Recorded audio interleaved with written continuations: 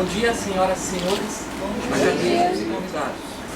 Em nome do curso de Direito e de Ciências Contábeis da Faculdade Dom Bosco, iniciamos nesse momento o terceiro sábado do saber, com o professor Elton Luiz Sanches, com o tema intitulado O Financiamento e Prestação de Contas de Campanhas Eleitorais, que esse sábado do saber, pela primeira vez, será interdisciplinar. Nós estamos contando hoje com a presença dos acadêmicos de Ciências Contábeis também.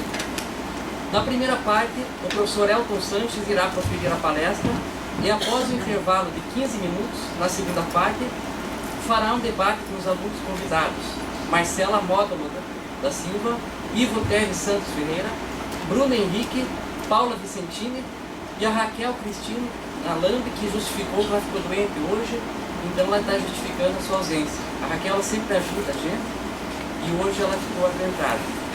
Agradecemos o apoio dos acadêmicos Wilif da Roça Toshio, Luana Miranda Gânio, Isadora Bino Pacheco e os demais que estão nos ajudando aqui com a filmagem e fotografia, que não houve tempo para relacionar, mas estou agradecendo também. Informamos que as pranchetas com as listas serão liberadas a partir da segunda parte do evento, juntamente com as chamadas do terceiro A e do terceiro B. Como o nosso sistema estava fora do ar ontem, quem não se inscreveu no evento pode assinar embaixo, e a Marcela vai fornecer certificado também. Então quem não conseguiu se inscrever, com exceção da turma do terceiro A e do terceiro B, basta assinar o nome embaixo. Serão 4 pranchetas, que são liberadas depois do intervalo, na segunda parte do evento. 2 dos inscritos, uma do terceiro A e a outra do terceiro B. Registramos e agradecemos a presença da senhora Mara Angelita Nestor Ferreira, coordenadora, não é mais, mas coordenadora adjunta do curso de Direito, e os demais convidados. Saudamos ainda os demais convidados, de forma especial acadêmicos, professores, funcionários e a comunidade aqui presente. Tem alguns acadêmicos de outras faculdades, sejam bem-vindos. Então agora convidamos a todos para ouvir o hino nacional e o hino do Estado do Paraná. Em homenagem ao professor Elton Sanches, nós vamos colocar o hino executado pela banda da Polícia Militar lá no Tribunal Regional Eleitoral.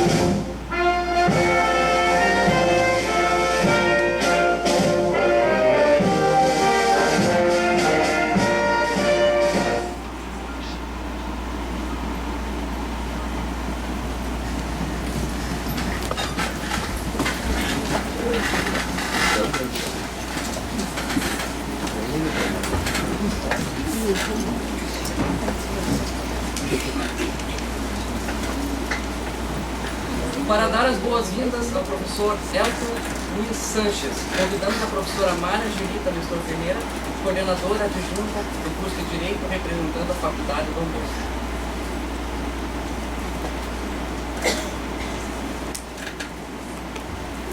Bom dia a todos. Bom dia. Sejam todos bem-vindos.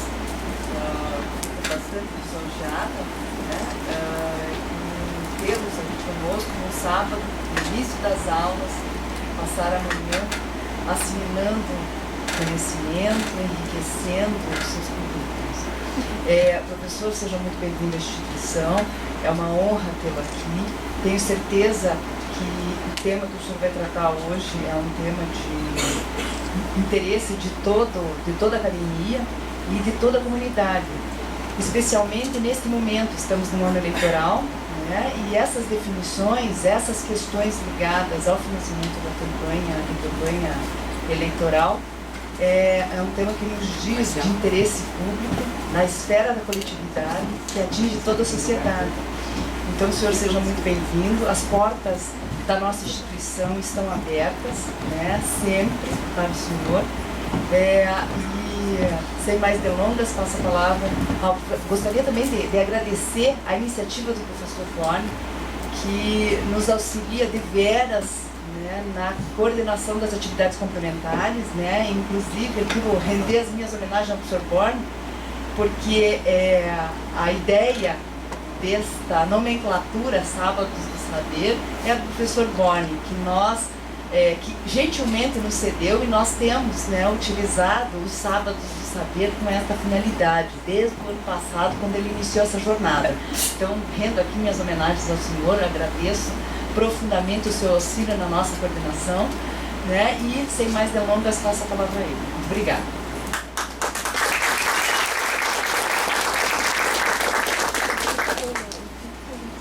Agradeço a professora Mara pelo carinho, e eu digo assim que o que me incentivou a fazer o Sábado do Saber são duas coisas: tornar as reposições do sábado mais atrativo, resolver o problema de atividades complementares e estar um pouquinho mais com vocês, porque a maior razão de estar aqui são vocês. Esse evento é de vocês, meus queridos alunos.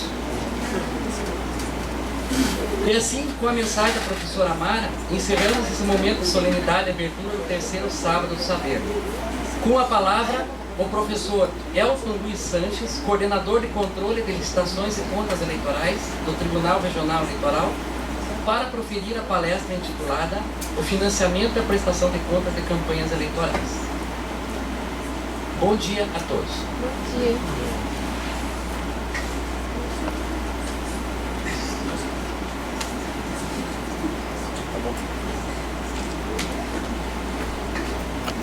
Bom dia a todos. Bom dia.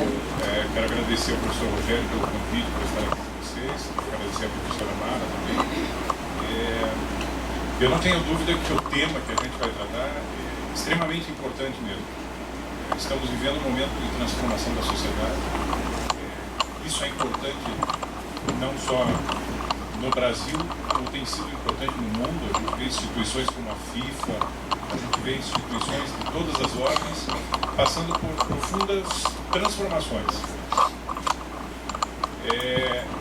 Nós vivemos um momento em que prestar contas é uma exigência muito profunda. E isso se reveste de verdades que vêm desde o início do século passado, quando as bolsas de valores começaram a operar com sociedades anônimas, com ações, e isso transformou o mundo. A credibilidade é o que faz com que essa sociedade de capitais exista. E a falta de confiança faz com que os investidores fujam disso.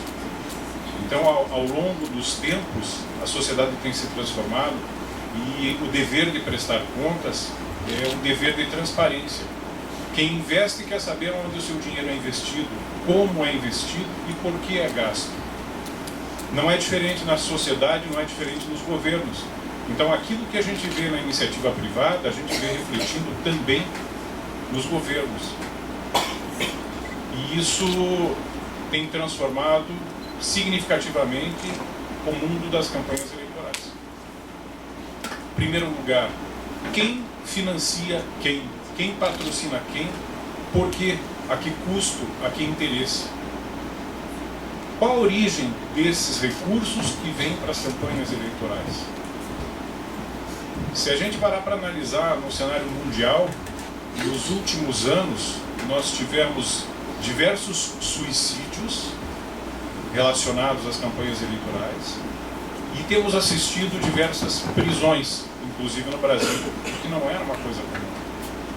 Então essa movimentação tem uma significância muito grande. Quando o presidente Collor foi eleito, houve um escândalo também relacionado às campanhas eleitorais. E junto com o seu tesoureiro, que foi assassinado, desapareceram de sobra de campanha, 20 milhões de dólares naquele momento histórico. Isso significaria muito mais hoje. Quanto desses recursos é dinheiro público, quanto não é dinheiro público? O ano passado, o repasse de fundo partidário para os partidos políticos foi da ordem de 811 milhões de reais. Além disso, os partidos políticos receberam mais 56 milhões de reais provenientes daquelas multas eleitorais que a Justiça cobra.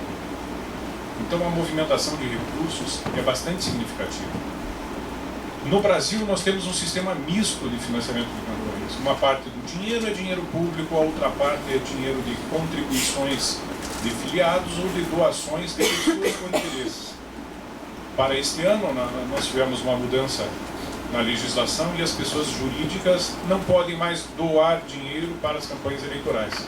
Me parece uma medida muito correta e que vem estabelecer novos parâmetros para os interesses públicos. Porque, primeiro de tudo, a gente tem que pensar qual é o interesse que uma pessoa jurídica, que uma construtora, que uma empreiteira, que qualquer tipo de pessoa jurídica tem com o governo. A mim sempre me pareceu que quando alguém fazia uma doação muito significativa para um candidato, aquilo parecia ser, na verdade, um pré-contrato. Olha, eu vou te doar 2, 3, 4... E, aliás, as cifras que se falam são sempre cifras significativas. A gente não fala de 100, 200, 300 mil reais. A gente fala de 1 milhão, 2 milhões, 3 milhões, 10 milhões, 20 milhões, 30 milhões. São cifras que a gente não consegue avaliar como é que se transporta, como é que se carrega um dinheiro desse. Então, assim, que interesses existiam para uma pessoa jurídica doar para o prefeito, para o governador, para o candidato à presidência?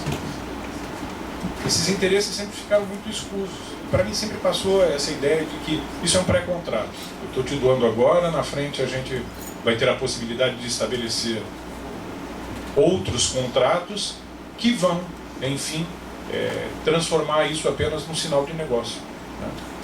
Então essa movimentação soava sempre muito estranha.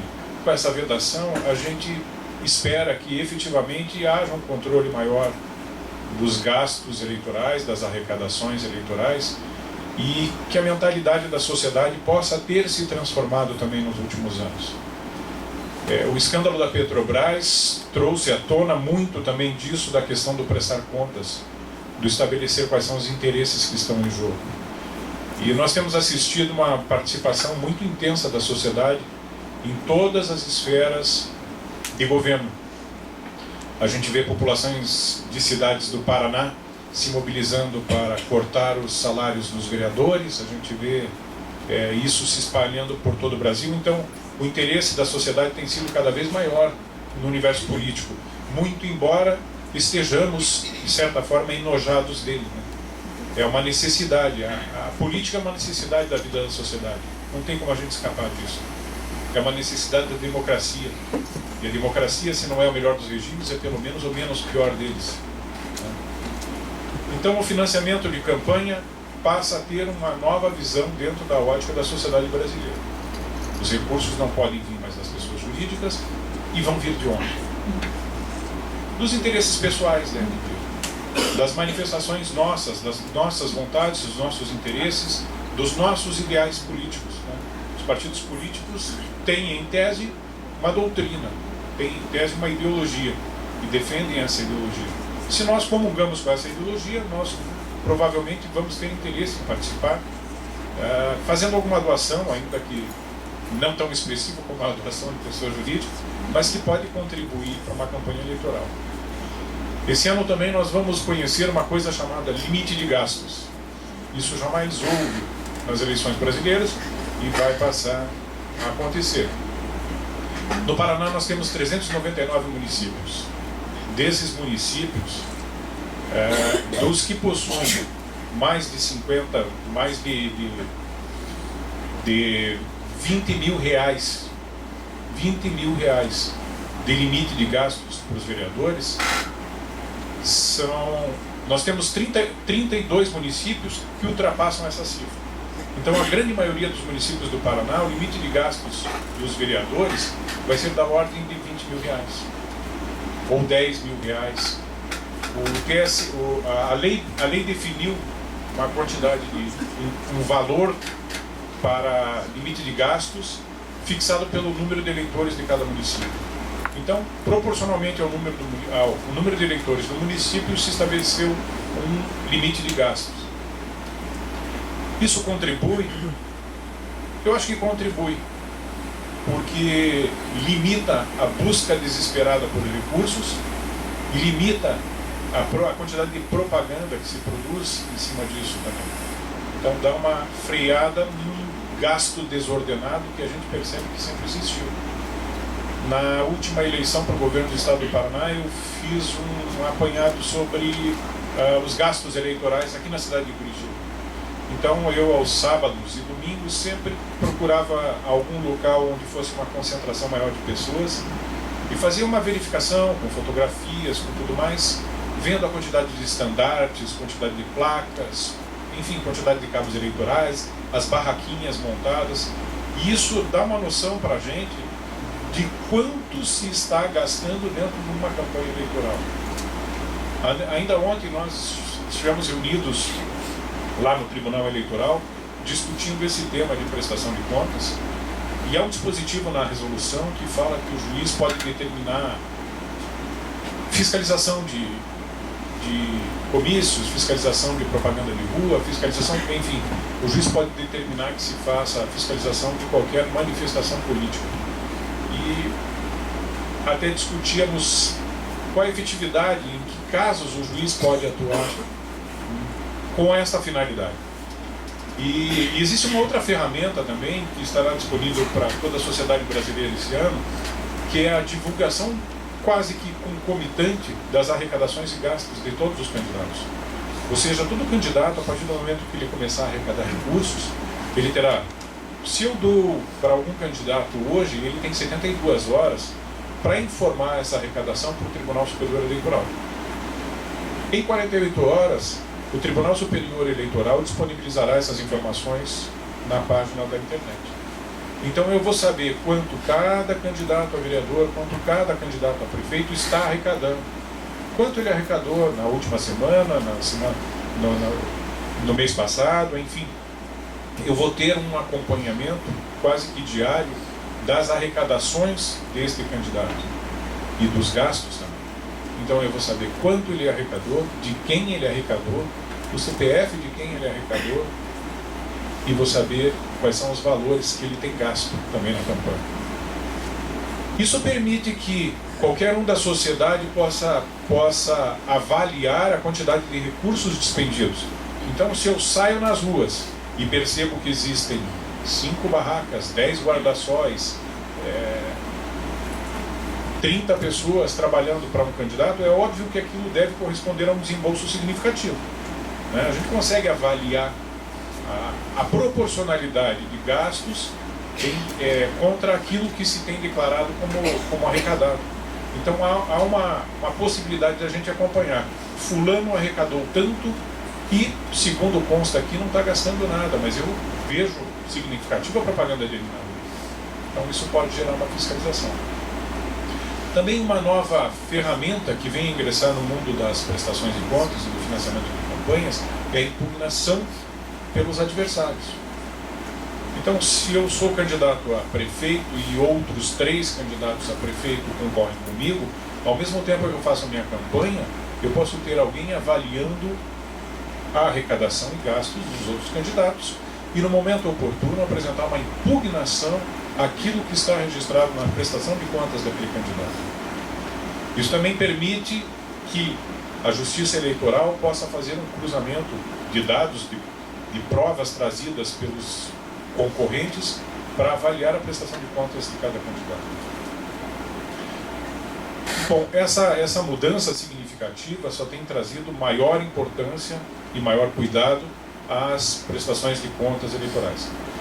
Não é à toa que toda prestação de contas eleitoral tem que ter o acompanhamento de um contador. Isso está na legislação.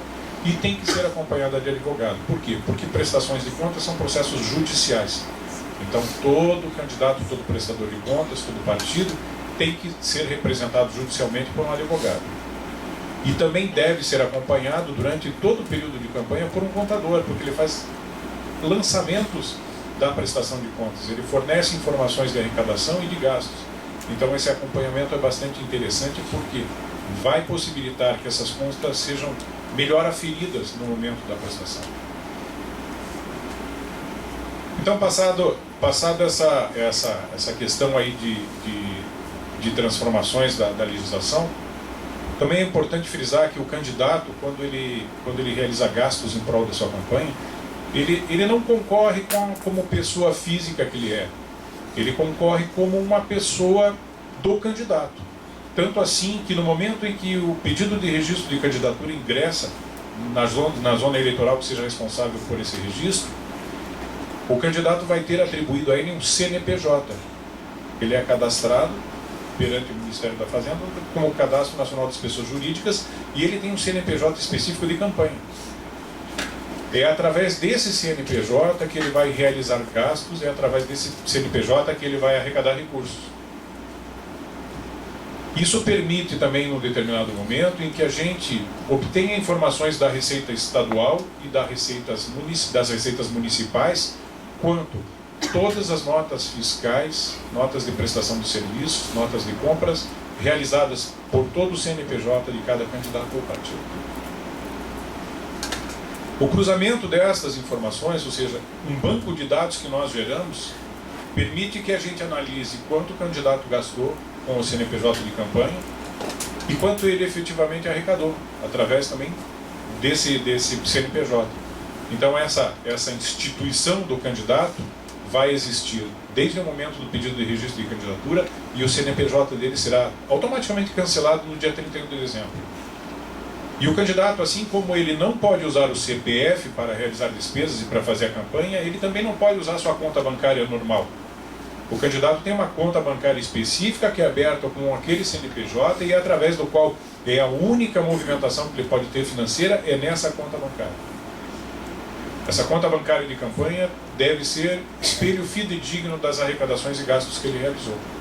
Todos os pagamentos devem ser realizados ou com cheque nominal ou transferência bancária, assim como as arrecadações, tudo devidamente identificado. São as ferramentas que a gente está dispondo hoje para poder ter algum controle sobre os gastos. Então, além do acompanhamento que a sociedade pode fazer, que a própria instituição da Justiça Eleitoral vai fazer, também existem essas outras ferramentas que têm atrelado informações significativas para a gente fazer esse controle. Então, passado todo o período de campanha, haverá um período próprio para o candidato prestar contas de tudo que arrecadou e gastou. Isso vai ser levado à Justiça Eleitoral e vira efetivamente um processo de prestação de contas que vai ser julgado. Isso é julgado pelo juiz. Cada zona eleitoral processará, cada município tem uma zona eleitoral que fará o processamento dessa ação de prestação de contas. E após uma análise técnica, existem técnicos, a Justiça Eleitoral sempre tem uma equipe técnica ou capacita seus servidores para que eles possam fazer essa análise de todos os gastos e de todas as movimentações. E uma coisa muito peculiar também na Justiça Eleitoral é a existência de sistemas. A Justiça Eleitoral ela é uma justiça um pouco à frente do seu tempo com relação às demais justiças. Então a Justiça Eleitoral sempre trabalha com sistemas eleitorais, com sistemas informatizados. Então, desde o princípio, quando os candidatos, quando os partidos políticos fazem o registro de candidatura, eles já usam um sistema informatizado próprio da Justiça Eleitoral, desenvolvido pela Justiça Eleitoral, que se chama Candex, que é um sistema de registro de candidaturas. Então, isso já existe na forma de mídia eletrônica. Tudo que os partidos vão gerar é mídia eletrônica que vai ser levado para os cartórios eleitorais. Quando a gente recebe a prestação de contas, a gente também recebe a prestação de contas via internet. Muito embora ela tenha que ser confirmada presencialmente através de um relatório assinado, ela é transmitida via internet para o TSE. Então as informações do Candex, que é o registro de candidatura, as informações do sistema de prestação de contas, que também é um sistema desenvolvido especificamente pela Justiça Eleitoral para análise dos seus processos de prestação de contas, também é transmitido ao TSE. A gente recebe essas informações não só aqui no Estado, mas recebe em cada município, e cada zona eleitoral vai processar a prestação de contas dos seus candidatos, dos candidatos daquele município. Esses sistemas buscam facilitar o trabalho da Justiça Eleitoral, tal qual fez a urna eletrônica. No princípio a gente tinha urnas de madeira, urnas de lona, que recebiam os votos e a gente contava manualmente. Veio a urna eletrônica e nos trouxe a facilitação de, em vez de pessoas estarem manipulando as informações, a própria máquina trazer essas informações de forma informatizada. Assim, a Justiça Eleitoral vai fornecendo outros sistemas informatizados que buscam mecanizar, tanto quanto possível, os procedimentos próprios das eleições.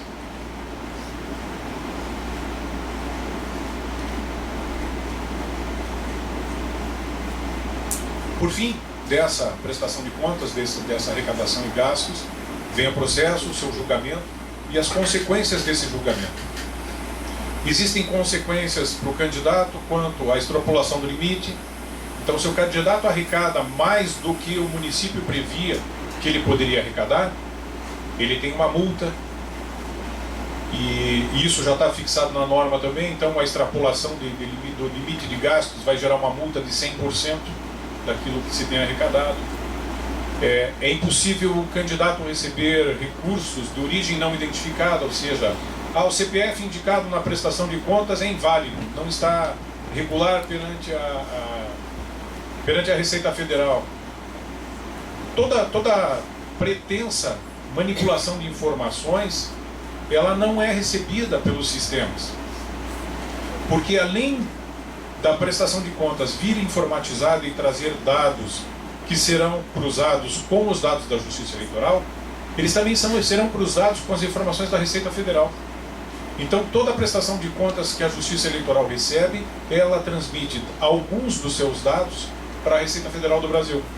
E a Receita Federal do Brasil informa se aquela pessoa tinha capacidade de doar recursos para a campanha eleitoral, se aquela pessoa está efetivamente inscrita com o CPF válido perante a Receita, e essas informações retornam para a Justiça Eleitoral e há uma persecução dessas pessoas. Então, cada pessoa física pode doar até 10% do rendimento bruto do exercício anterior.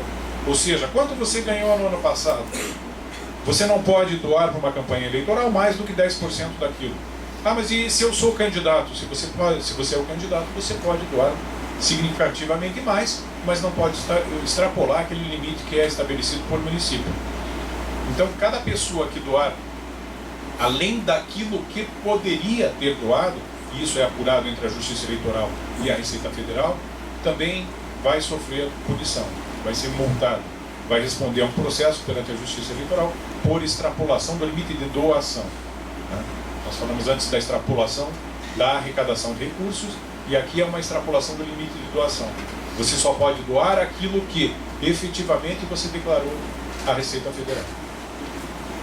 Então, os diversos mecanismos que vêm ingressando no mundo das campanhas eleitorais vão permitindo cada vez mais controles. E o controle é o que faz a prestação de contas. É o controle que nos permite ter informações bastante significativas daquilo tudo que foi movimentado durante uma campanha eleitoral.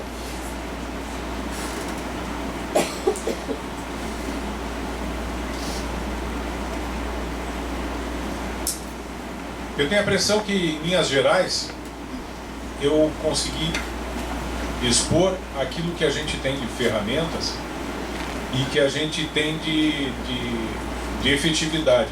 Nós realizamos, as pessoas têm o hábito de dizer assim, olha, vocês da Justiça Eleitoral, vocês trabalham um ano sim, um ano não. Porque tem um ano que tem eleição e um ano que não tem. Mas a gente tem um processo de capacitação interna muito grande, sempre. Então nós estamos sempre investindo, além dessas ferramentas, na capacitação dos servidores. Então, vocês vejam o seguinte, nós temos uma equipe de servidores que geralmente é de 2 pessoas por cartório eleitoral. No município de Curitiba, a gente tem equipes um pouco maiores. A gente tem 3, 4 pessoas trabalhando. Mas para vocês terem ideia do universo de prestações de contas, do universo de candidatos que se registram para o pleito eleitoral, em Curitiba nós temos cerca de 1.500 prestações de contas para analisar. E essas prestações de contas, é óbvio, não são analisadas integralmente no primeiro momento. Mas nenhum candidato eleito é empossado se suas contas não tiverem sido julgadas. Então, além do período, existe um período que vai de 30 dias após o primeiro turno até o dia 19 de dezembro, que é o limite máximo para a diplomação dos eleitos. Então existe um prazo extremamente curto em que a gente tem que fazer a análise de aproximadamente umas 300 prestações de contas em municípios como Curitiba. E isso, lógico, é proporcional ao número de eleitores, é proporcional ao número de registros de candidaturas, mas há um trabalho bastante significativo que, quando necessário, a Justiça Eleitoral requisita técnicos de outras áreas, requisita servidores de prefeituras, do Estado, requisita... eu tive a oportunidade de trabalhar em eleições em outros municípios, em Maringá, por exemplo, em que uma pessoa idônea da sociedade, um contador, um advogado, eram chamados a atuar também para atuar nesses processos de prestação de contas e contribuir com os serviços da Justiça Eleitoral. Em linhas gerais, eu acho que eram essas posições que eu tinha a passar, e eu espero que eu possa contribuir muito mais dentro das dúvidas que vocês tenham, dentro das posições que vocês têm com relação a esse universo de financiamento de campanhas e prestação de contas. Então, em princípio, eu encerro essa primeira etapa e aguardo vocês nas perguntas que virão no segundo momento. Muito obrigado.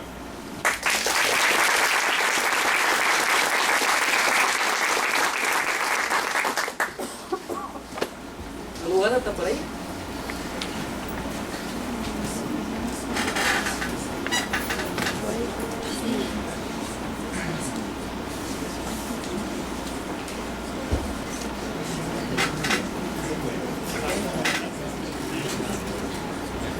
Primeiramente, agradeço imensamente ao meu colega, o professor Elton, por ter proferido essa brilhante palestra para vocês. E eu vou convidar uma acadêmica aqui para fazer a entrega do certificado e do presente que eu vou dar para o professor Elton. Então vou convidar a Isadora Binho para fazer a entrega do certificado e do presente que eu vou dar para o professor Elton.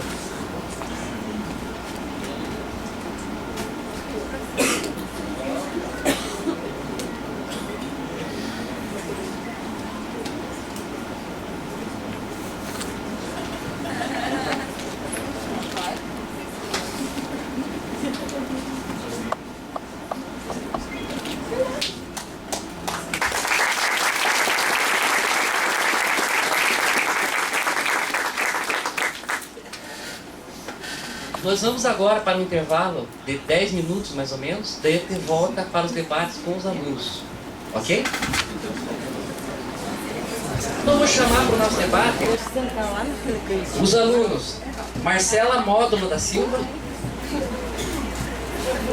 Ivo Teres Santos Ferreira,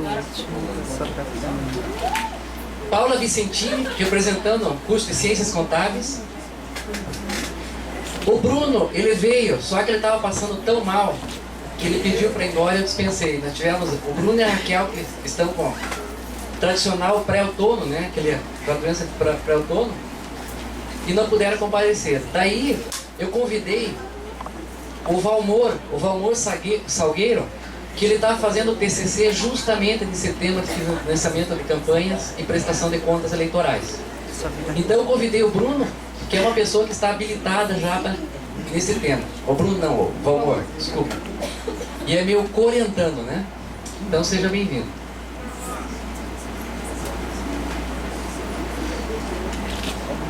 Então, primeiramente, eu vou passar a palavra para a aluna Marcela Módulo para fazer as perguntas com o professor Elton.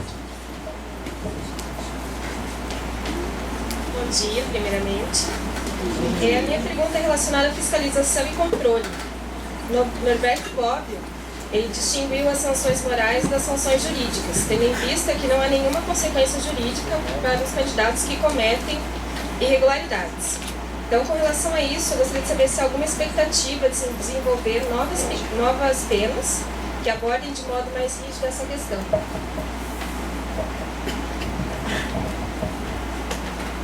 Bom, a intenção, a vontade, a expectativa da gente é que houvessem sanções mais rígidas, mais rigorosas com relação aos candidatos e às prestações de contas. Mas, infelizmente, o que a gente tem visto é que quem legisla são os partidos e os candidatos filiados a eles. Então, o que a gente percebe é que a legislação tem cada vez atenuado as penas com relação, por exemplo, às extrapolações de limite de gastos, coisas dessa natureza. Então, infelizmente, hoje o que a gente tem de punição é que o candidato que tem as suas contas desaprovadas não tem sanção. E o candidato que tem as suas contas julgadas não prestadas, são dois estados de julgamento completamente diferentes. Um é desaprovadas pelas irregularidades que estão contidas na prestação de contas, e o candidato que deixa de prestar contas ou não traz elementos suficientes para serem analisados na justiça, eles têm as contas julgadas como não prestadas. A não prestação acarreta a impossibilidade de obtenção da certidão de quitação eleitoral para a legislatura para o qual o candidato concorreu, ou seja, durante aquele período da legislatura para a qual ele concorreu, ele não vai ter quitação eleitoral. Essa é a pena mais grave que a gente tem, infelizmente. Bom dia, professor. A minha pergunta é a seguinte, professor. O senhor disse que agora existe a possibilidade da impugnação pelo candidato adversário. Eu queria saber qual é o momento oportuno desse candidato adversário impugnar as contas do seu concorrente e se haveria alguma sanção pelo candidato adversário impugnar as contas imotivadamente. Bom, em primeiro lugar, quando os prestadores de contas entregarem as suas prestações de contas nos cartórios eleitorais, então logo elas sejam recebidas pelo cartório, existe a publicação dessa prestação de contas. A partir desta publicação corre o prazo, se não me falha a memória, são 48 horas, ou são 48 horas ou 72 horas, para que o interessado em apresentar a impugnação interponha essa impugnação no juiz eleitoral. Então é esse o momento oportuno. Dos editais de entrega das prestações de contas, corre o prazo para que se apresente a impugnação. A segunda questão era... Se haveria... sim, uma sanção para quem... na verdade, quando se apresenta uma impugnação, é preciso que ela esteja acompanhada de provas robustas que tragam elementos suficientes uma eventual condenação do adversário. Mas não há assim uma sanção derivada disso, de uma falsa impugnação, né? Mas isso vai ser avaliado pelo juiz e pode simplesmente encerrar o processo antes até da sua tramitação. Eu vou passar o microfone para a Paula. A Paula está representando o curso de Ciências Contábeis. Pela primeira vez, nós fizemos um curso integrado. Como o tema é ligado ao direito e à contabilidade, eu convidei a Paula para participar do nosso debate e agradeço aos alunos de Ciências Contábeis que estão aqui prestigiando o professor El. O senhor falou que existe a prestação de contas, né? Eu queria saber como que é feito isso, né? Os candidatos vão lá e informam os valores e entregam os recibos, notas disso. Existe uma auditoria desses valores, né? Para saber se não teve dinheiro que entrou e não foi declarado, se recebeu de outra forma, né? Uma auditoria mesmo desses valores, ou se é feito a prestação de contas simplesmente valores de entradas e saídas com as informações que eles dão. Na verdade, a gente faz, o próprio sistema ele faz um batimento de valores. Então é assim, eu recebi doação de fulano, ciclano, beltrano, e isso tem que aparecer em ambas as prestações de contas. Eu recebi dinheiro de fulano de tal, emiti o recibo tal, esse batimento é feito. A gente faz uma auditoria, mas é uma auditoria, primeiro, de conformidade legal e segundo, de documentos. Então, o maior suporte que a gente tem para realizar essa auditoria é o acompanhamento mediante a conta bancária de campanha. A conta bancária de campanha e toda a movimentação existente nela é que vai fazer a gente evidenciar que todo o recurso foi declarado, que todos os recibos foram emitidos, essa correlação entre valores que se movimentou e que existem. É óbvio, aqui a gente entra numa questão bastante interessante, que é o que é o Caixa 2? O Caixa 2 é a movimentação fora da conta bancária de campanha, não declarada e que eventualmente possa aparecer. Claro, obviamente o Caixa 2 não é algo que se declare. Então como é que a gente descobre a existência de um Caixa 2? Pela movimentação financeira paralela. E aí a gente consegue eventualmente fazer isso rastreando os gastos existentes na Receita Estadual, na Receita Municipal e eventualmente pelas informações trazidas ou por concorrentes ou por fiscais que tenham atuado em algum momento. Geralmente isso aparece. Em algum momento, quando há Caixa 2, por mais que o Caixa 2 seja muito difícil de se apurar, mas quando ele ocorre, ele deixa vestígios. Né? A gente sabe que sempre há vestígios de gastos que estejam que tenham acontecido fora da prestação de contas, mas que aparecem. A auditoria ocorre dessa forma. Pelo próprio tribunal, pelos servidores do tribunal. Eu vou passar o microfone para o Ivo. Ivo do curso de Direito. Bom dia, professor. Eu acho que ficou bem claro o que o professor explicou ali sobre o financiamento das campanhas. Mas para mim não ficou bem claro, eu tenho uma dúvida na questão de como é feito o pagamento dos partidos. Qual a diferença entre o financiamento de campanha e o pagamento dos partidos? Como eles recebem os seus salários e assim por diante.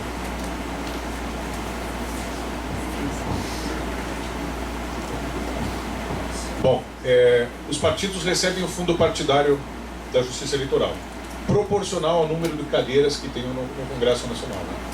Então, derivado disso, eles recebem o fundo partidário e tem em paralelo a isso a movimentação própria dele.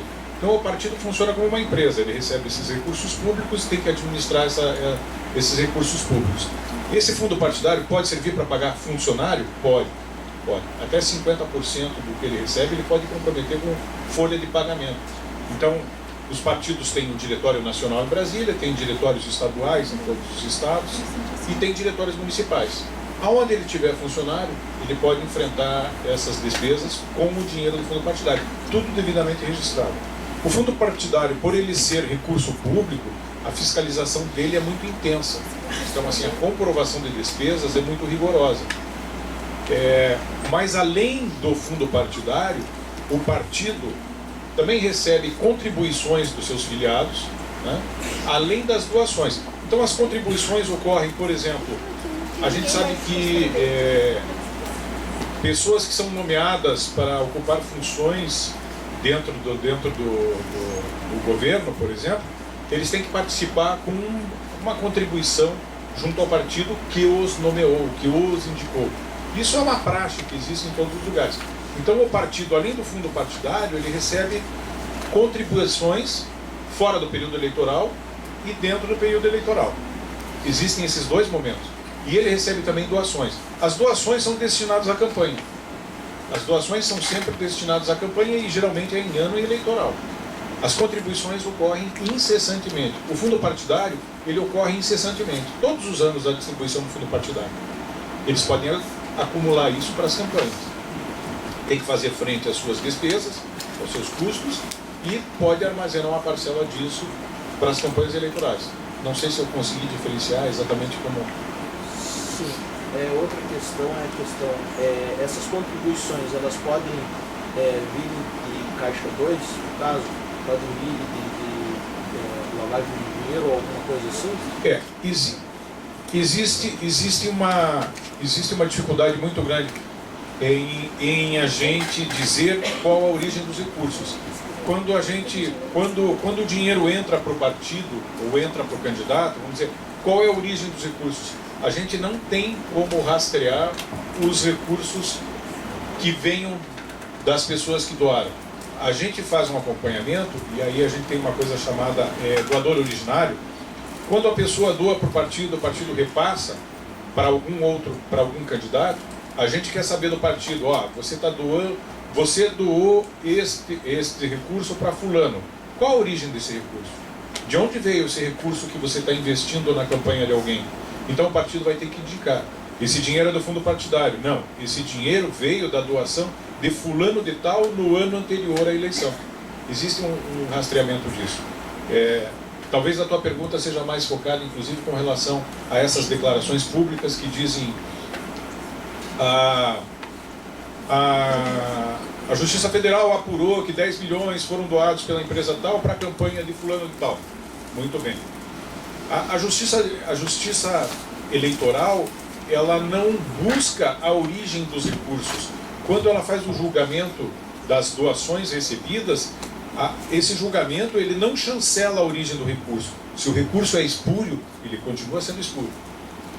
Mas a questão é, o que a justiça eleitoral chancela é exatamente que esses recursos foram arrecadados da forma correta, no momento correto, mediante a emissão de recibo, e foi efetuado o seu gasto da forma correta.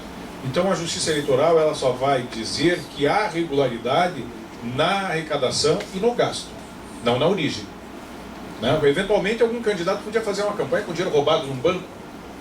Se isso não nos chega ao conhecimento, não é uma coisa que seja apurada, que seja investigada, até que surja a informação, não se sabe qual é a origem do recurso, desde que a pessoa tenha capacidade de doar.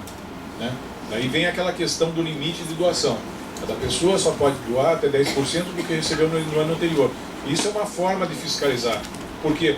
Porque se a pessoa não pode enriquecer da noite para o dia e investir esse dinheiro numa campanha política, por exemplo. Não tem nenhum órgão capacitado para essa investigação? O órgão, o mecanismo que a gente teria é exatamente o batimento com a Receita Federal.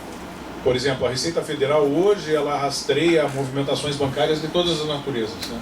O Banco Central com a Receita Federal. Nós da Justiça Eleitoral recebemos informações cruzadas do Banco Central, da Receita Federal e mais as informações que a gente obtém dentro das prestações de contas, dentro das movimentações, o batimento entre elas. Né?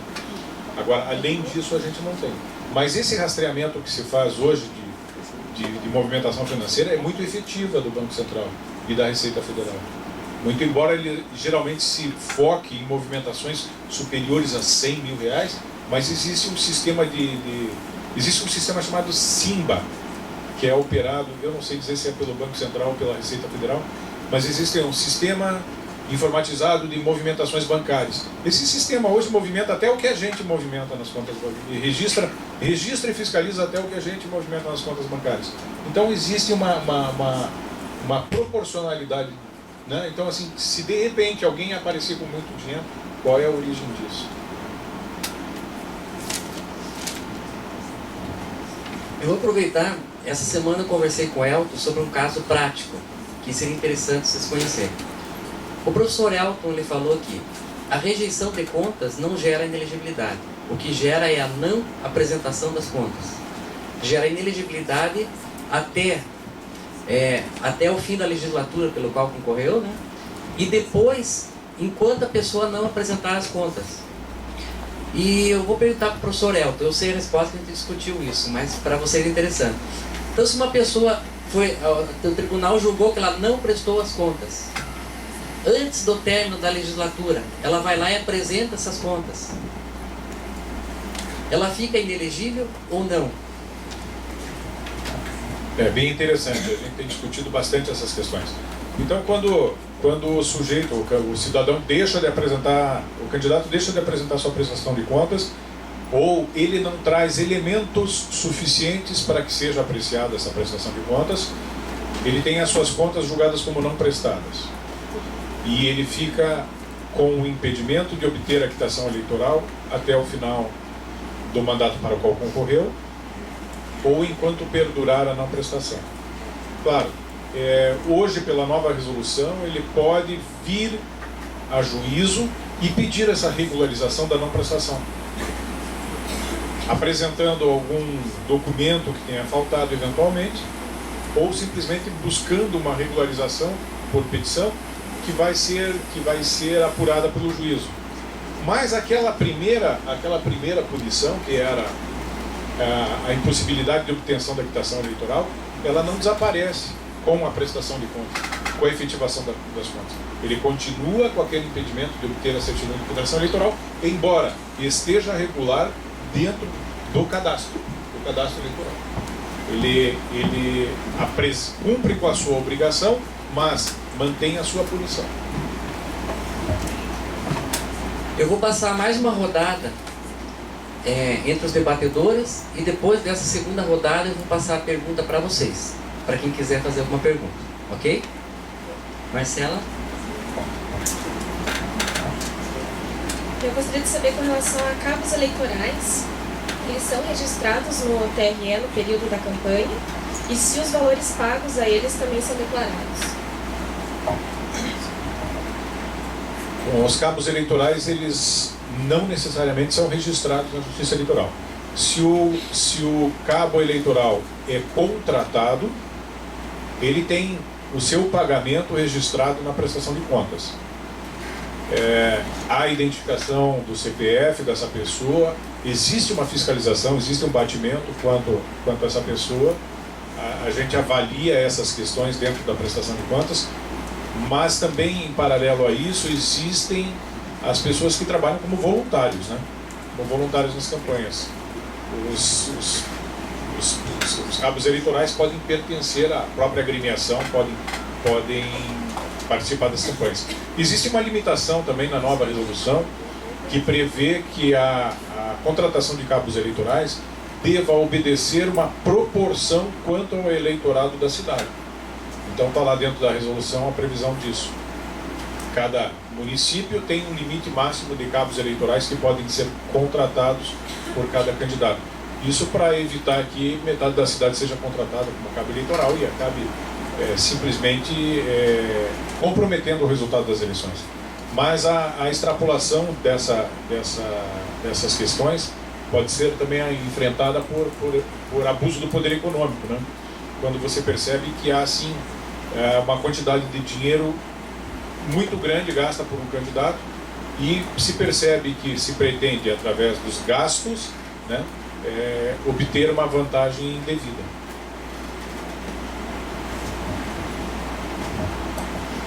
Professor, em tese, eu, enquanto doador para um candidato ou partido, eu posso fazer uma doação indireta, doando um imóvel ou um veículo. Esse tipo de doação também é contabilizado nas prestações de contas? Como fica? Sim, existe uma forma de doação que é permitida. Por exemplo, a cessão de uso, eu vou ceder o meu veículo, eu vou ceder o meu imóvel para servir de base para algum candidato. Existe a possibilidade de se doar estimáveis. Essa cessão de uso de um veículo, ou de uso de um imóvel, por exemplo, a gente chama de cessão temporária, né? É uma cessão temporária, e deve estar registrada também na prestação de contas, e ela pode integrar a prestação de contas do candidato. Porém, existe uma previsão na resolução que diz que as cessões que não atinjam o valor de R$4.000 não precisam têm que ser registradas, mas não vão integrar, não precisam gerar o recibo eleitoral e não vão integrar esse universo do limite de gastos do candidato. Isso é uma pena, para nós é uma pena porque torna muito difícil a gente aferir. O sujeito pode receber a cessão de 30 veículos, de 40 veículos, então nenhum desses veículos pelo período da campanha, que vão ser apenas 45 dias, vai registrar um movimento maior do que R$4.000 talvez. Então isso frustra um pouco a gente, mas é um mecanismo que se previu e está estabelecido para as eleições. O senhor falou que são multados quando passam os limites, entre outras coisas. O que é feito com o valor arrecadado dessas multas, desses valores? Infelizmente, a destinação dessas multas, se vocês lembrarem, quando eu comecei a falar sobre o fundo partidário, eu falei que no ano passado se destinou 811 milhões para a distribuição para os partidos políticos a título de fundo partidário, e 56 milhões que foram rateados entre eles também, originário das multas. Então as multas são recolhidas para o fundo partidário, ou elas vão para o Tesouro Nacional. De certa forma, eles se autobeneficiam daquilo que são punidos.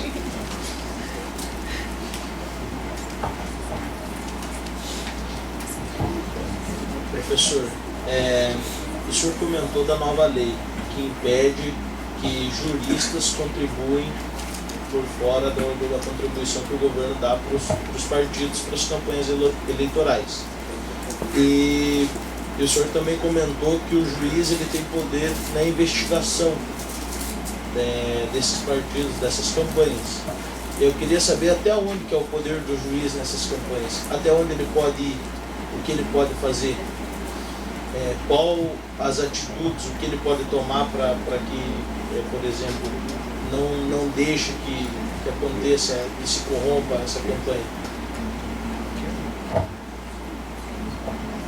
Bom, o juiz, em verdade, tem um poder de baixar diligência, de efetuar qualquer tipo de investigação.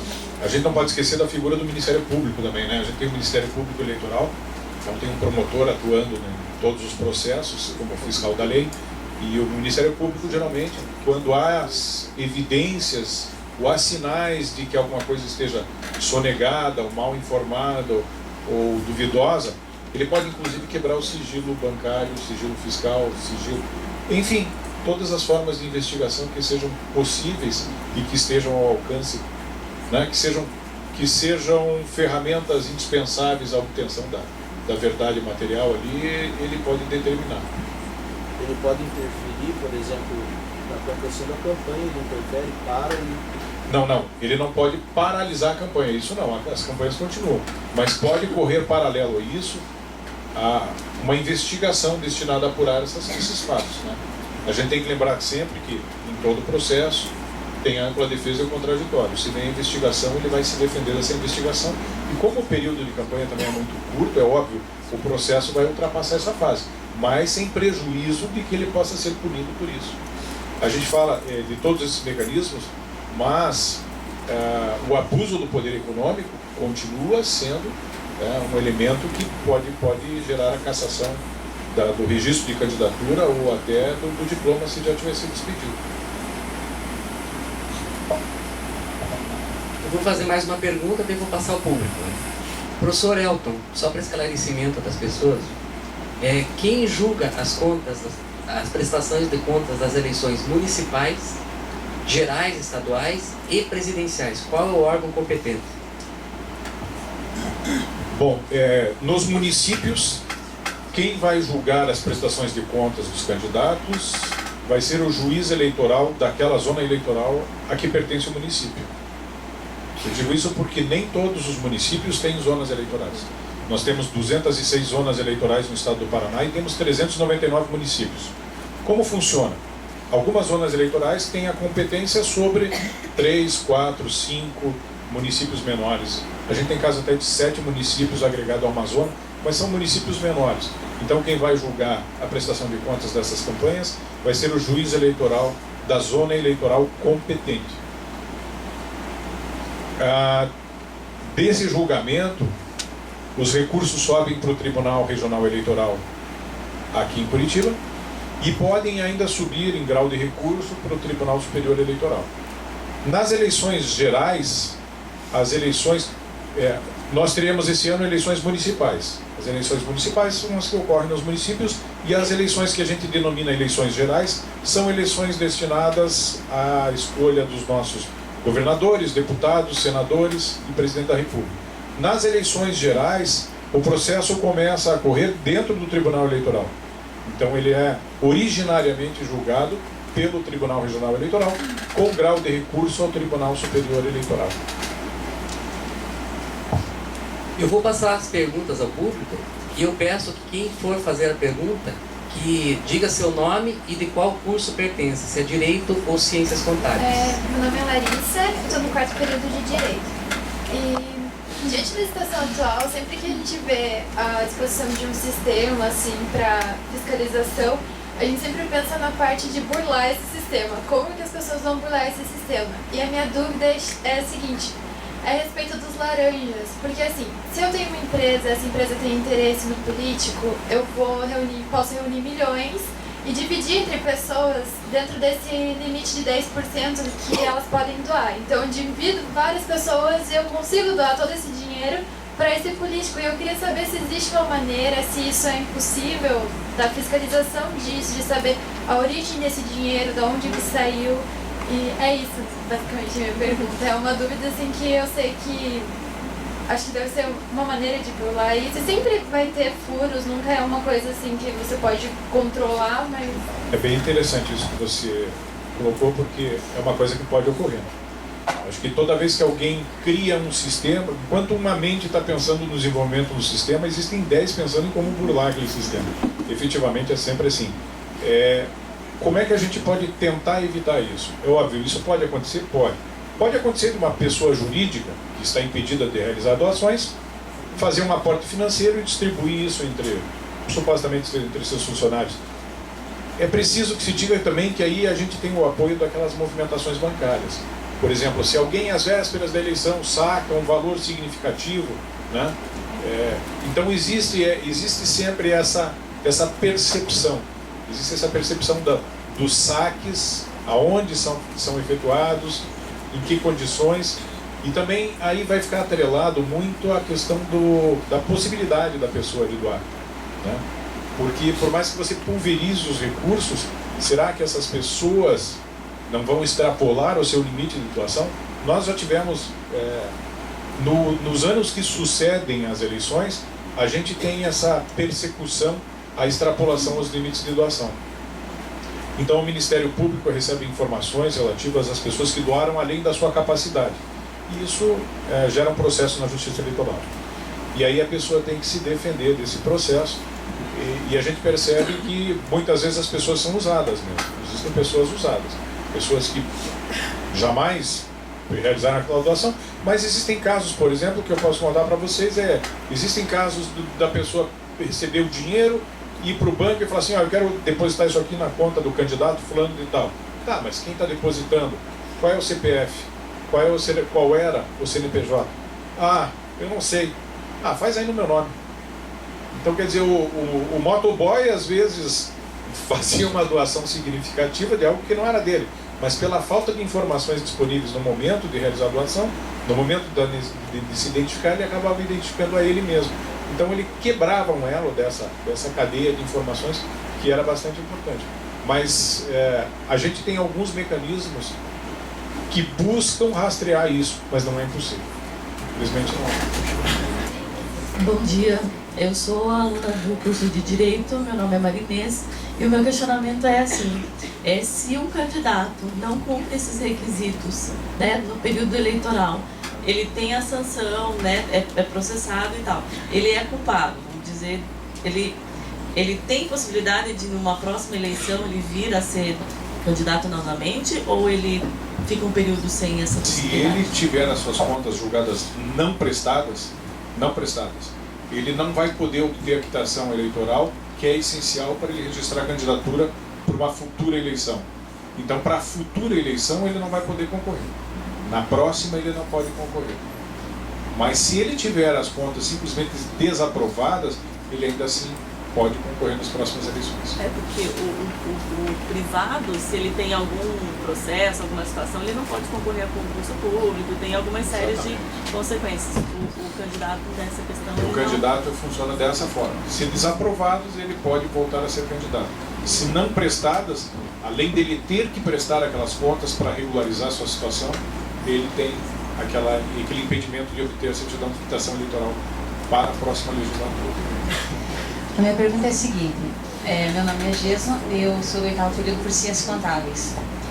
Desde remotamente, a visão do contador para as empresas tem sido de uma minoria. Até porque as decisões, hoje, atualmente, sim, muito importantes. Mas eu quero saber, na visão do tribunal, desde quando essa importância do contador nessas prestações de contas? Somente para registro? Ou sim, ele é uma figura muito importante? Porque muitos empresários ainda não veem isso, né? Na verdade, a Justiça Eleitoral tem se preocupado muito com essa questão do contador. O contador é o aval da boa gestão, né, dos partidos, das campanhas, enfim.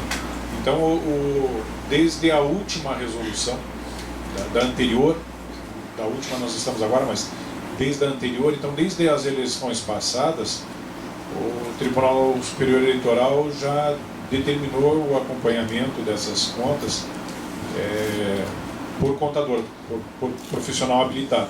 Então a intenção é que possa-se ter o enriquecimento das informações de prestação de contas e, com isso, a transparência também das campanhas eleitorais e das arrecadações e gastos.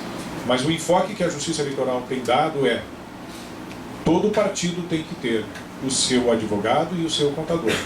Inclusive, nós, quando realizamos reuniões com os partidos, isso é comum acontecer em anos eleitorais, a gente sempre enfatiza essa necessidade de que o partido precisa ter um bom contador e precisa ter um bom advogado. Sem essas figuras, é impossível que se tenha uma boa gestão, né? Então, o contador também representa a boa gestão daquela empresa, digamos assim, que é o partido. Então é figura essencial para a Justiça Eleitoral também. Hoje em dia, nas empresas, os contadores são responsabilizados, são penalizados em caso de uma fraude ou alguma coisa. No caso de campanha, cai sobre o contador também essa responsabilidade? Não há previsão na norma quanto a isso. Para o momento, o candidato é responsável pela sua prestação é responsável pelas informações que presta, ainda que ele preste as informações através de um administrador financeiro, que ele pode nomear, e seu contador. Mas não existe uma previsão de punição. Pode, e nada impede, contudo, que essa punição possa ocorrer em outra esfera, que não é eleitoral. Bom dia, professor. Eu sou o Luan, de Ciências Contábeis, e eu tenho uma dúvida. Supondo que ele termine sua candidatura com fundo, vamos supor um superávit, qual o destino correto desse dinheiro que sobrou? Existem algumas situações. Se o candidato arrecadou e sobrou um saldo, né, se ele tem um saldo positivo, esse dinheiro deve ser depositado para o órgão municipal do partido político. Nessas eleições, por serem municipais, a indicação é que esse dinheiro de sobra dos caixas vá para o partido político, para o diretório municipal do partido político. Então, eu vou acrescentar aqui na resposta o seguinte: até a data da entrega da prestação de contas, todas as despesas realizadas pelo candidato devem estar quitadas, né? Pode ocorrer dele terminar com dívida? Pode. A gente já tem visto aí no cenário nacional muitas candidaturas apresentarem no final um saldo devedor bastante significativo. O que acontece? Os partidos políticos podem, desde que através de uma decisão da sua direção nacional, absorver essas dívidas, né? Ele pode assumir essa dívida do candidato e, nesse momento em que ele assume a dívida, ele tem que dizer, olha, o Diretório Nacional do Partido Político vai assumir essa dívida, nós temos a anuência dos credores, vamos realizar o pagamento em tantas parcelas de tal valor e a origem desses recursos é tal. Então pode acontecer dele terminar uma campanha no negativo e no positivo. Se positivo, vai para o partido. Vamos supor que ele, no decorrer da campanha, tenha comprado um bem, tenha comprado um computador e no final ele fica com aquele computador. Esse computador também deve ser transferido ao partido. Então, todos os bens ou recursos que sobrem ao final das campanhas eleitorais devem ser destinadas ao partido na esfera da realização da eleição. Quando a eleição é municipal, vai para o municipal. Se não tiver o municipal, recolhe para o estadual. Se não tiver o estadual, vai para o federal. Nessa ordem.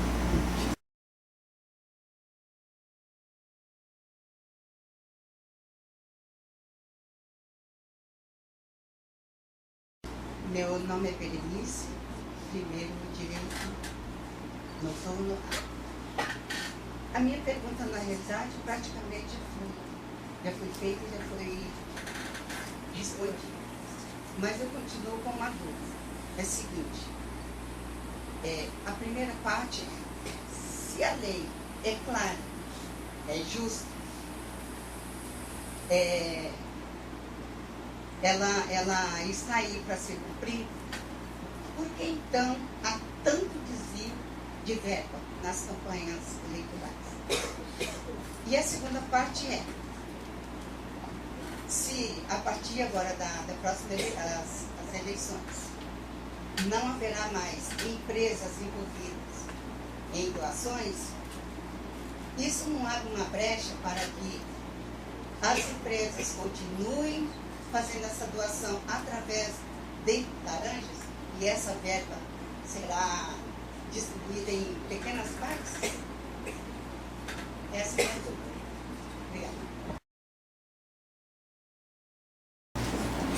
Bom, com relação à primeira pergunta, acho que vai de encontro àquilo que a gente falou da parte das sanções. Infelizmente, as sanções que se tem para esse tipo de desvio de conduta não são tão graves quanto deveriam ser. Em contrapartida, eu acho que isso é, sobretudo, uma questão cultural também.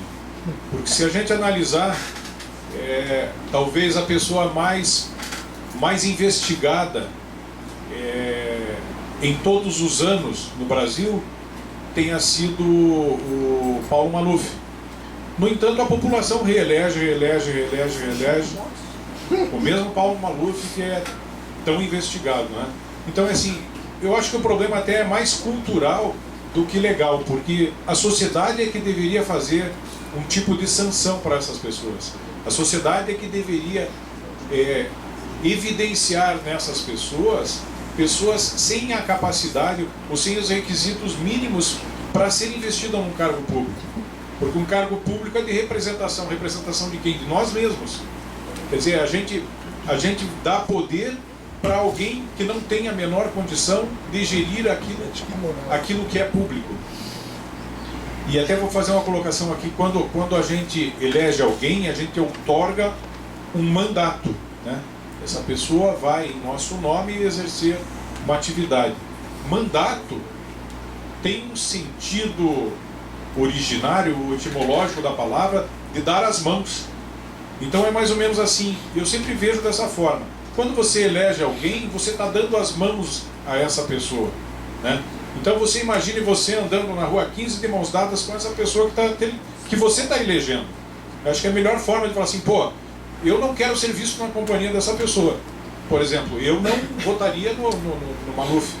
Acho que as sanções deveriam ser, primeiro de tudo, morais. A sociedade deveria se defender dessas pessoas, né, evitando a reeleição delas.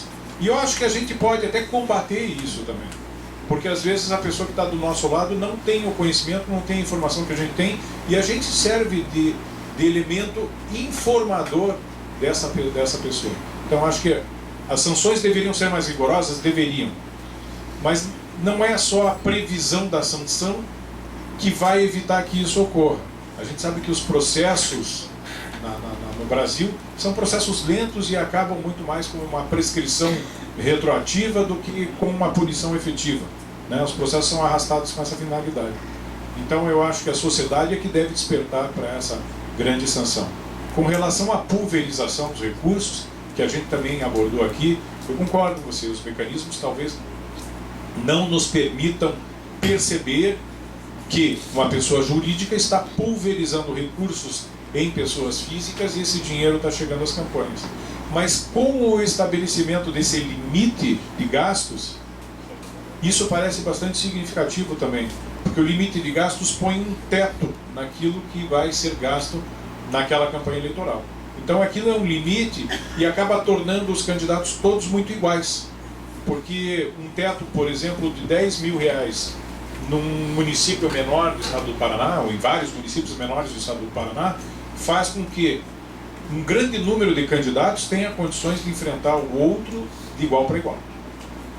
Põe um limite em quem tem muito e põe talvez um teto alcançável para aquele que tem menos. Porque acaba sendo mais fácil as pessoas que acreditam naquele candidato investir nele para atingir essa finalidade. Bom dia, professor. Eu vou emitir minha opinião primeiro e depois eu já faço a pergunta. A gente sabe que em vários países desenvolvidos, quem financia as campanhas é o próprio governo, né? E ele faz isso porque fica de forma mais igualitária, dando a todos a possibilidade igual de tentativa de eleição.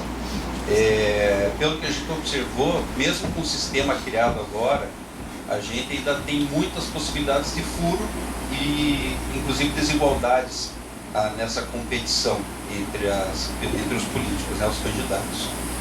Então, baseado nisso, como que a gente poderia fazer para, de alguma forma, fazer com que haja essa mudança, que seria mais igualitária? Além disso, a gente sabe que muitos políticos, eles entram na eleição já sabendo que não vão exercer o mandato. Porém, eles fazem isso porque, devido à legenda, eles trazem outros possíveis candidatos, na grande maioria das vezes, com menos votos do que outros candidatos de outros partidos menores, o que não gera novamente a igualdade dentro dessa competição. Então, como que poderia fazer para, de certa forma, coibir esse processo? Por exemplo, se ele não exercer o mandato, por mais que tenha o suplente tem um tempo determinado que não possa superar aquilo, caso, superando esse tempo, que seja perdido esse mandato, que vá para o próximo mais votado. Para, dessa forma, tentar deixar um pouco mais igual essa competição entre os candidatos e, possivelmente, fazer com que sejam eleitos aqueles realmente escolhidos pelo povo. Porque, realmente, culturalmente, nós sabemos que um povo onde há muitos analfabetos não vai conseguir fazer essa transformação. Então essa transformação tem que vir de cima para baixo. E a gente sabe que, infelizmente, toda a estrutura criada no país vem do cunho político. Ou seja, vai acontecer, quando vai acontecer, tem alguma possibilidade de acontecer esse tipo de mudança? Essa questão é bastante interessante, pelo seguinte, como eu falei no começo, no Brasil a gente tem o sistema de financiamento misto de campanhas eleitorais. Ou seja, uma parte dos recursos vem de recursos públicos, a outra parte é da iniciativa privada, pessoas, enfim. Alguns países realmente adotam o sistema de financiamento público de campanha, exclusivo, sistema exclusivamente público de campanha, de financiamento público de campanha. Isso faz com que todos os candidatos recebam a mesma quantidade de verba destinada à sua pretensa eleição. Eu confesso que eu ainda não me decidi, eu ainda não consegui me convencer de qual seja a forma mais justa ou mais igualitária de arrecadação de recursos, se o financiamento público, se o financiamento privado ou misto. Eu acho que isso está muito dentro das culturas. Então a gente vê, por exemplo, em outros países, o financiamento público de campanha funciona muito bem. Todos os candidatos recebem a mesma quantidade, a mesma verba destinada a fazer as campanhas eleitorais e concorrem igualitariamente ao cargo. Para a nossa cultura, eu não sei se nós teríamos condições de fiscalizar tudo isso também, sabe? O montante de recursos seria muito significativo. Existem estudos que demonstram que acaba saindo mais barato para o Estado financiar as campanhas do que deixar esses pré-acordos correrem soltos, porque depois vem a cobrança disso tudo. Acho que nós estamos num período de transição. O Brasil adota esse sistema misto de arrecadação de recursos, mas ele sempre está em discussão no Congresso Nacional. A gente vê que isso volta e meia vem à tona como discussão de vamos adotar o financiamento público. E essa mudança exige uma certa maturidade que nós ainda não atingimos, infelizmente. Acho que isso vem da juventude do nosso país e da nossa formação também, né? Então, eu não sei, eu tenho esperança de que a gente possa chegar a um sistema o mais justo possível, o mais igualitário, que todos os candidatos tenham realmente as mesmas chances de concorrer. Existe sim essa influência muito grande que você falou também. Por exemplo, acho que não, fica mais fácil a gente citar nomes do que jogar um exemplo no ar. O Tiririca se elegeu em São Paulo, obtendo um número recorde de votos, e com ele levou mais 3 candidatos a se elegerem. Essa questão do quociente eleitoral, ou seja, o candidato, quando ele recebe o voto, aquele voto não é só dele, é dele e da legenda a que ele pertence. Então ele soma esse número ao dos demais candidatos que estão dentro da mesma legenda, né, partido ou legenda, e isso vai ser bastante expressivo no momento de divisão das cadeiras, porque as cadeiras são divididas proporcional ao número de votos obtido pelo partido, pelo quociente partidário, né? Então, isso também é ruim, porque acaba frustrando o eleitor que vê um candidato eleito com um número bem pouco expressivo de votos, ou seja, representando muito pouca gente, e outros candidatos que têm uma votação muito expressiva não conseguem uma cadeira porque perdem essa condição no quociente partidário. Então isso também é uma questão que está sendo discutida, é aquilo que o Congresso chama de vamos fazer a eleição por listas abertas, listas fechadas, ou votação nominal. Nós temos os partidos ainda muito fortes no Brasil e muito poderosos. A gente ainda vive um coronelismo nos partidos, né? Então isso requer que a sociedade amadureça muito e que também os nossos políticos amadureçam.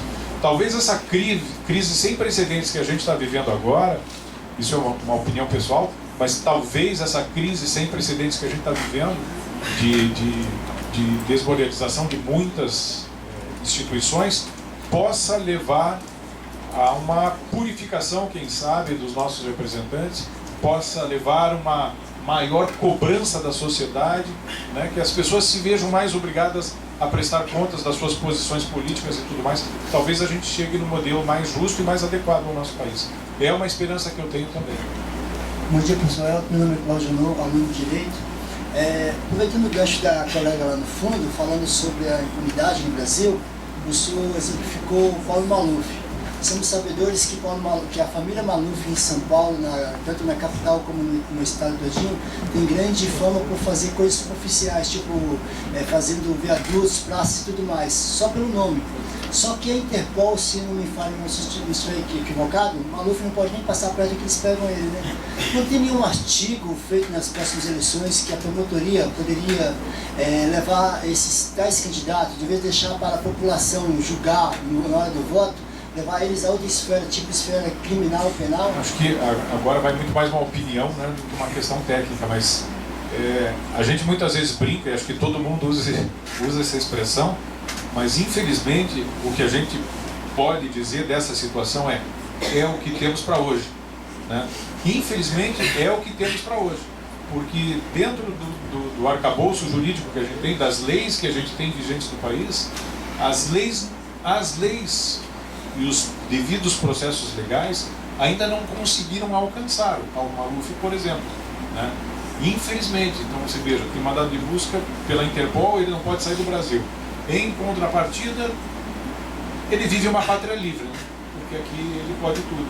Então, infelizmente, os nossos mecanismos de persecução, inclusive criminal, ainda não são tão efetivos quanto a gente gostaria que fosse. Mas a gente percebe que isso também está dentro de um cenário de mudanças, né? Então, quando a gente vê aí a repercussão da Lava Jato no Brasil, a gente vê que tudo está mudando nesse país, enfim, finalmente. Então, cada processo, cada condenação deve ser enfrentada dentro da sua respectiva esfera dele, né?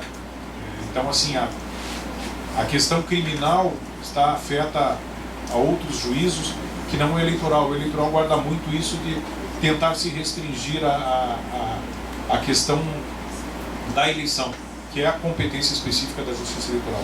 Infelizmente, né, existem certidões que o candidato tem que apresentar quando ele pretende registrar sua candidatura. Ele tem que apresentar certidões negativas de várias justiças, né, inclusive da Justiça Criminal. Mas, infelizmente, às vezes, mesmo com o apontamento da existência de ações penais, enquanto não transitar em julgado a decisão condenatória, ele não vai ter uma certidão negativa que impeça ele de concorrer nas eleições. Quer dizer, a Justiça Eleitoral tenta, pela legislação eleitoral, tenta-se filtrar essas pessoas. Mas, infelizmente, esse filtro ainda não é suficiente para evitar essa situação. Professor, só mais uma questão. Só mais uma questão. Por exemplo, nas campanhas, você falou que quando acontecem irregularidades, eles estão multados. Não tem outra pena, por exemplo, uma prisão ou algum outro tipo de cobrança cabível a essa situação? Não, infelizmente, na questão eleitoral, guarda-se essa situação eleitoral. Então, a previsão é simplesmente de que a pena dele seja em multa. Agora, nada impede que a prática de outros delitos sejam apurados na respectiva esfera em que ocorreram.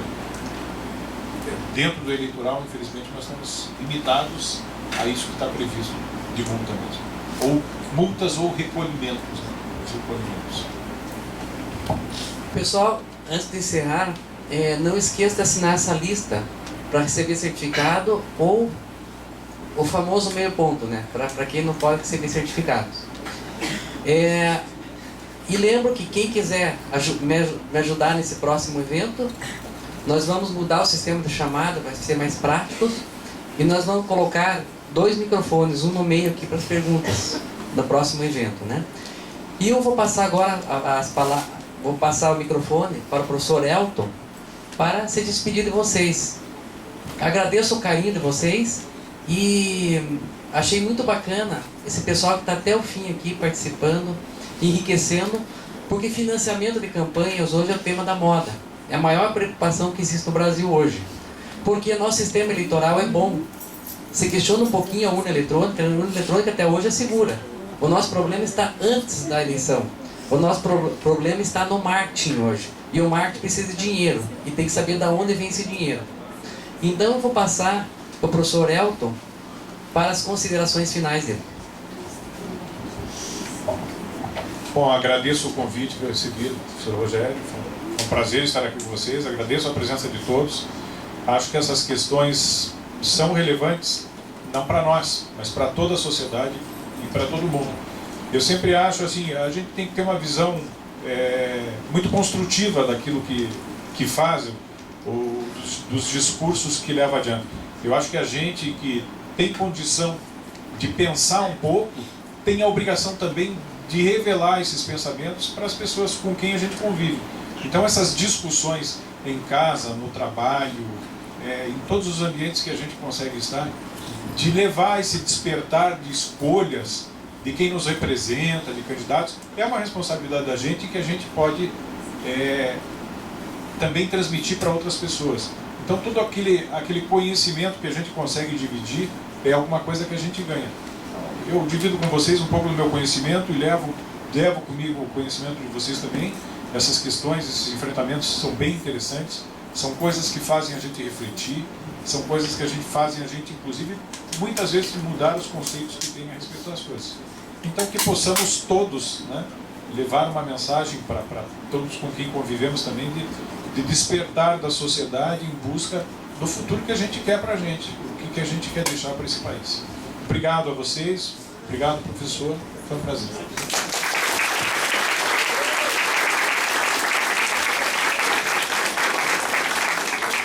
Então, pessoal, no próximo Sábado Saber, o tema não é ligado às ciências contábeis, tá?